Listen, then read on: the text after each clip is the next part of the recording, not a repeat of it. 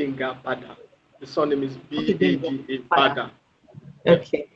All right. So we have Benga Bada to discuss the return of the 82 Chibok girls. Well, we you heard Deborah and Shijuade saying that, well, they are just happy that the girls are back. What's your take? I know, of course, you're happy the girls are back, but there's some talks on the condition or the terms that brought the girls back. Some say the prisoner swap was not a very welcome idea. What do you think about the terms that brought the girls back? I think the major discourse should be at the girls back. Yes, it has been confirmed that the girls are back. We've seen the 82 girls, and that should be what we should actually discuss, and not the terms of their release. Because from what the essay to the president, Safemi Additional, said in I think one of the programs or channels, he actually said that look at what is happening in the northeast, you will find out that the Boko Haram's power, is not as strong as it used to be, as in comparison with what had happened years before now. So even if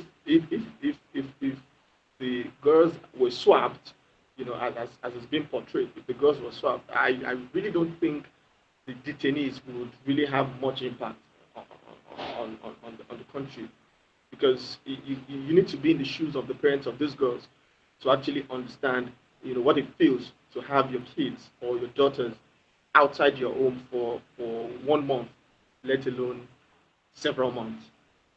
And for me, I mean, without blowing anybody's trumpet, I think the administration, the Buhari-led administration, has actually tried in that regard, because I mean, 21 was released last year, see Red Cross and some other organization, and this year you now have another 82. I mean, going by the promise, the political promise, I mean, they have been able to do that, and if the security of the country is at a good rate, or it's at a good speed, I think the people will have rest of mind, and all other things can follow. So for me, I don't really see the discourse as the prisoners being swapped. For all we know, all these prisoners might have been suspects who have not been tried in law courts. You know. Okay, well, don't you think it's like endangering the larger community, releasing the prisoners? I mean, Boko Haram suspects, not just any suspects, back into the community. Is it not reversing some of the gains of the army? Well, we all know that the Nigerian army are doing their best, and they are really doing well, very well, from the reports we've heard in the northeast. And I think so much about the security process, because I mean, we found out that some certain details are not being given out by the presidency as well as the Nigerian army. But I am thinking, as a Nigerian, that if actually the Boko Haram detainees were swapped for the 82 girls, I want to believe the Nigerian army would know much about it, and they would know where they are detaining, where they are dropping these people for the swap to take place. I mean, they would have dropped them somewhere to take the girls back, and they would have gotten as much as possible information, from these detainees. So I think with some of the information they might have gotten from them, and the location where they were dropped, the Nigerian army, with the current state it is, and the current rate at which it's fighting terrorism, I think they will be able to curb whatever might might seem a ripple effect or a boomerang kind of effect on the release of these detainees. It's just my thought. I really don't have much security reports, on that. So we cannot say authoritatively, if these are the things to do. But from my own point of view and from my own person, I think the Nigerian army to have swapped the Boko Haram detainees for these two girls have actually milked as much as possible information, from these detainees before leaving them. And I don't think they would pose so much threat. It's just my thinking. Okay, but okay, now that the girls are back, a lot of people are just saying rehabilitation, rehabilitation. What should come up next? Well, like it has always been for every abducted or kidnapped or um, individuals, either internationally or locally, the first thing to do is a form of debriefing. Um, the security agents would get in touch with the girls, do a form of debriefing with them, get as much as possible information as they can get, from them. Because don't also forget that for the Boko Haram party, we all know that the Boko Haram itself is divided into two now with different parties. So for the party that released the girl to have released the girls, they should also understand, or they would also know that some sort of risk for them, because if some of these girls are smart enough to, as much as possible, remember details that can give them away, then it's just easy for the Nigerian army or security agencies, to swoop in on them and do justice. But I think what should come next after they have been released is debriefing, and after the debriefing, they definitely go for a comprehensive health check, which is very necessary. We actually don't know the state in which these girls have been living in the last couple of months. Um, so I think the comprehensive medical test and all that would be necessary to follow up after the debriefing, which I learned the minister said this morning that the girls will be going for surgery because of the state of their health. Then after then, I think um, they should be reunited with their parents.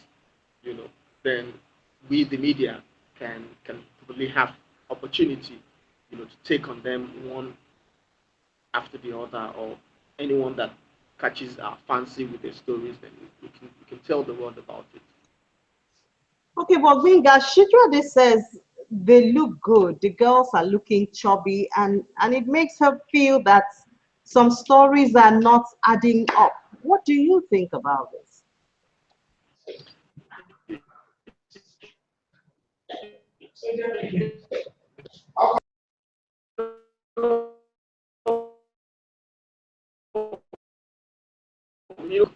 And the code. These are pictures of young ladies literally are turned into ladies, but Hello, some of them. Vinga. Hello, Yes, can Vinga. you hear me? Yeah, you actually went up. So I'd like for you to take that again. What you think about Sudrade's observation that the girls are actually looking chubby and good. Yes, I was saying that it amuses me anytime people, talk about what they see in picture and they relate it with um, with all with how do I put it now, with such um, um, um, um, I don't know how to put it now, but what I'm trying to say here is pictures were taken. They were taken with some of the best cameras. I mean, you would have those cameras would have done some kind of magic on the girls, but you need to see the girls to actually know that they are doing well or not. Well, maybe some of them might be getting might be getting one or two care from their so-called betrothed men. Doubt if all of them would have that amount of of of clean health of bill that is needed for an average individual. I think and I believe that the picture should not wholly be seen as the only yardstick to tell the health, of these girls. I think they actually need to go for proper and a comprehensive medical test. You can't just be sure of what they have. Somebody might be chubby, somebody might be chubby and have other diseases running through them. Until this disease start up and start affecting their lives, you might not know. Of course, they would not be starved. I guess they will be eating at some point, maybe twice a day, maybe 3 times a day. We don't know. But I don't think it is bad, and I don't think it's out of place for the federal government or the Nigerian government to do a comprehensive test on all these girls, all the 82 of them. I mean, the first 21 sets had gone through the same process. So I don't see any big deal in it. See, these are children. They could be somebody else's children. They could be your children. Because they are not our children does not necessarily mean we should treat them like, well, they just used as a form of propaganda. I mean, I don't see it that way. I think the girls actually need that clean state bill of health. We need to know if they are all right. We need to know things that are wrong with them. Are they all right? Are they fine? Can they be reunited with their parents? I mean, the government won't just rescue people, 82 of them, and just leave them to their parents like that without necessarily knowing if they're doing fine, if they're doing good. The first 21 I know of, and some of them came with babies. Another two or three that they caught going about the bush or escaped and were found in the bush. Also had children. I mean, these are children who might be malnourished, who might not be getting the best of health facility. So I find it, man, my word, ridiculous saying because they look chubby they shouldn't get test a comprehensive medical test. Like I said, it's my opinion. Of course, this is your opinion. Well, you also did mention the fact that you think that after they have been gone through at least the medical test and reunited with their parents, then the media could have an interaction with them. And this is something that the media has been starved from, over time, the first set, the second set, and sometimes it brings some questions to mind. How does the media deal with this? Not giving access to the girls. Well. We have to also understand that everything that has to do with security of the nation and stuffs like this, they have to go through due process. Um, I am, of course, I represent part of the media. I work in the media house, so I know how important it is for myself or any of my colleagues, to to get first-hand stories, relations from these girls. I mean, from their mouth, tell us their stories, how it was for them, the nightmares, they thought that they would never come back home, how they were probably betrothed to a man they've never met before, or how the man used them or demoralized them, or all sorts. That happens. I'm not arguing, but the fact remains that we all these have to go through the right process. I feel that after they have been reunited with their parents, then we as the media, we as journalists, need to now go after them. The first thing we need to know is yes, they are going back to their town in Chibok, or probably some villages outside Chibok, according to the Minister for Women Affairs, Ajia Al Hassan. She said, and I quote this morning that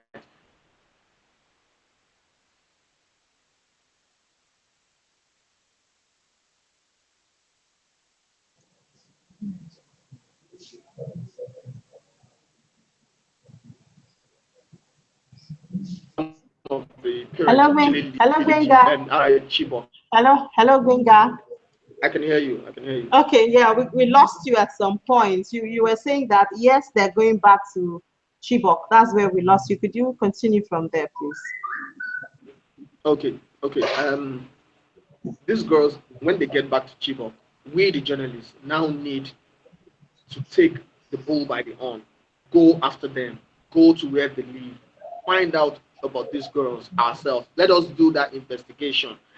Let us get the girls. Let us get their names. I'm certain the federal government will release good results. Let us go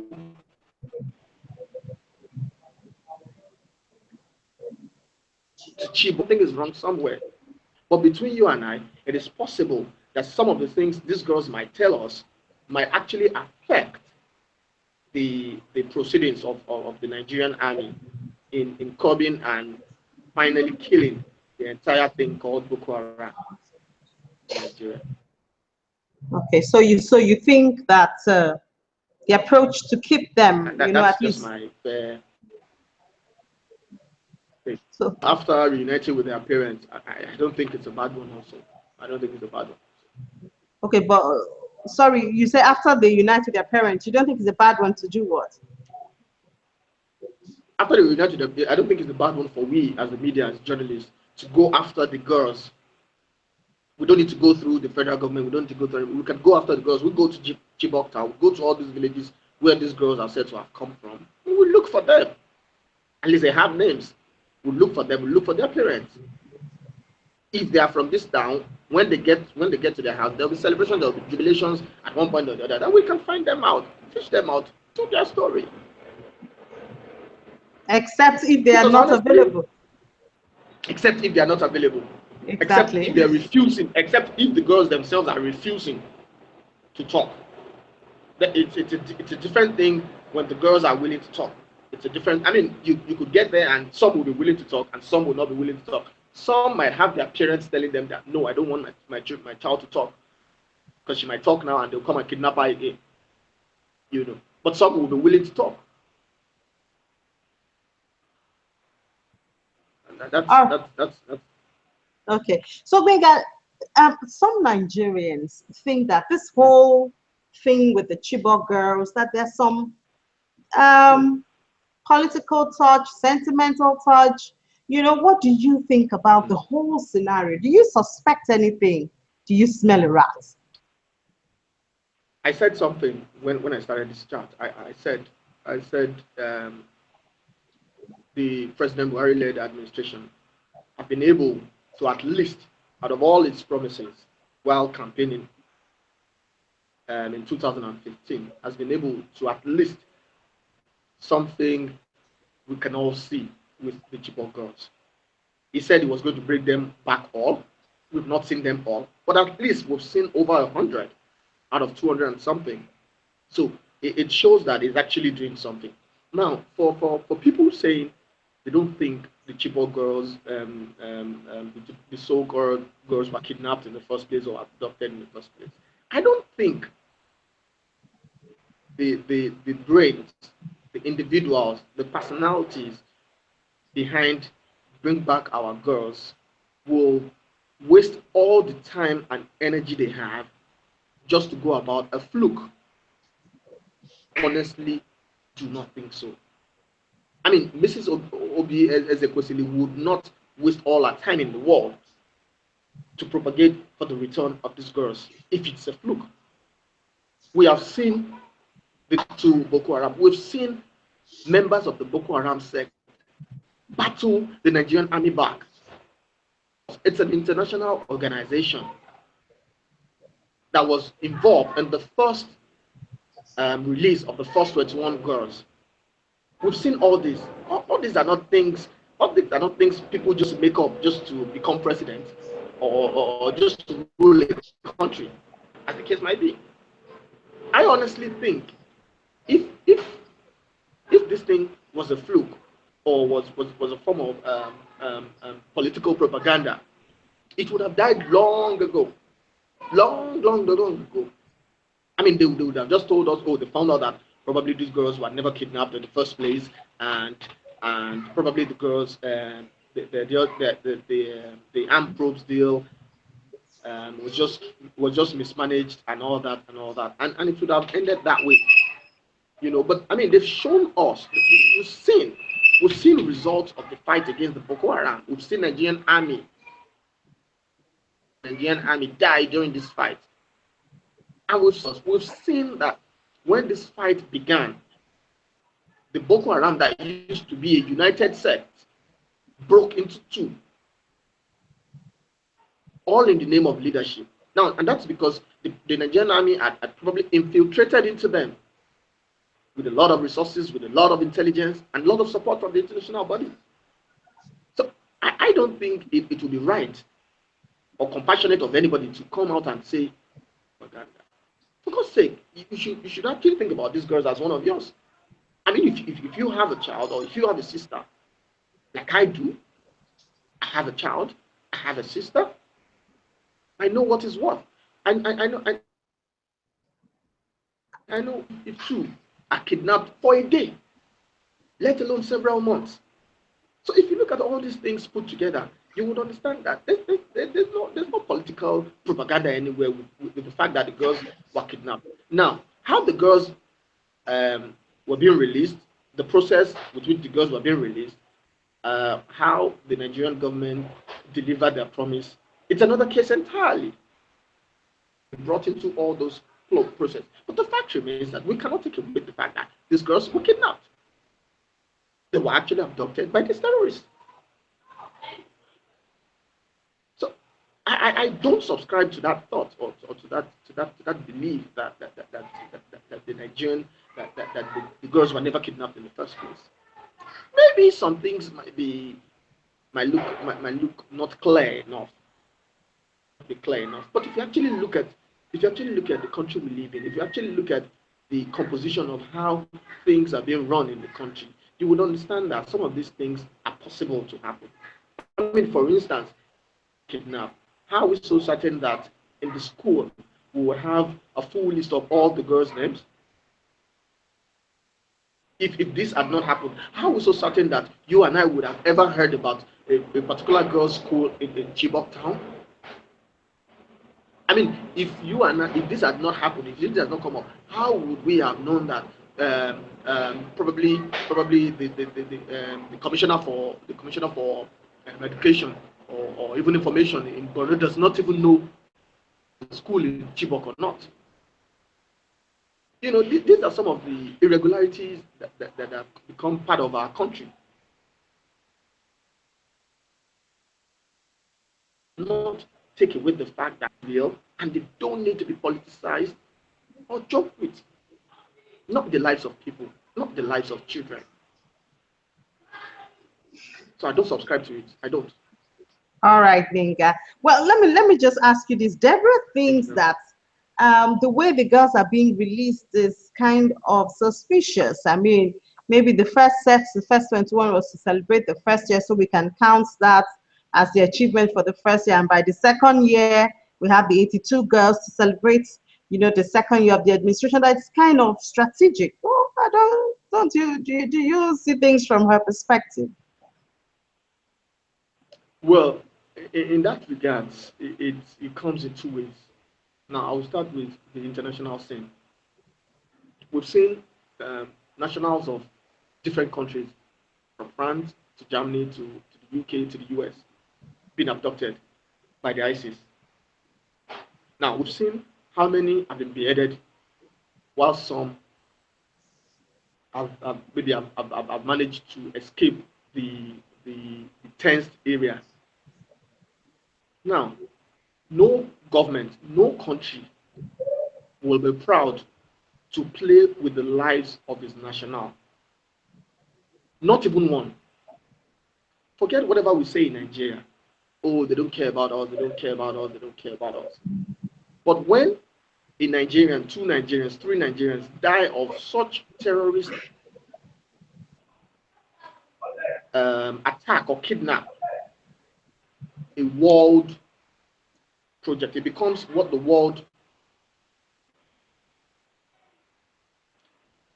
The fact that the girls 21 were released last year and 82 were released this year, and maybe a couple of maybe one, two, or three were said to have been found and pushed back, does not necessarily mean it should be politicized. Now, the Nigerian army gave some of these they gave some reasons when when the search began. They told us how they used drones, how they used the Nigerian Air Force power and all that to secure or to actually know to locate where the girls were being held captive. And the Boko Haram said no, nobody has seen them and nothing is happening. But they maintain that of course they know where the girls have been held captive. And I think with some intelligence from the British Army and the US Army, they they actually told the country. I remember that vividly last year, 2016. They actually told the company, Tuko, Major General Tuko, actually said that possible for the Nigerian army to attack the base where the girls were being held captive alongside other victims that have been kidnapped. There will be too much of death. And our country, our people would still complain that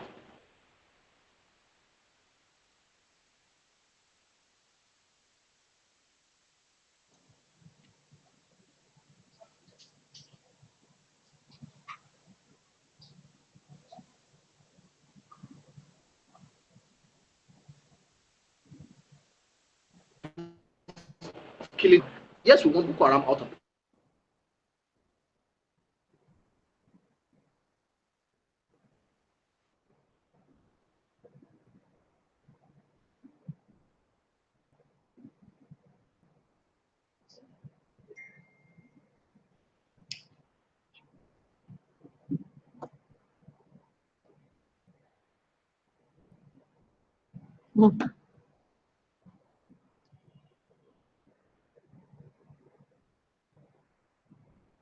Hello, Benga.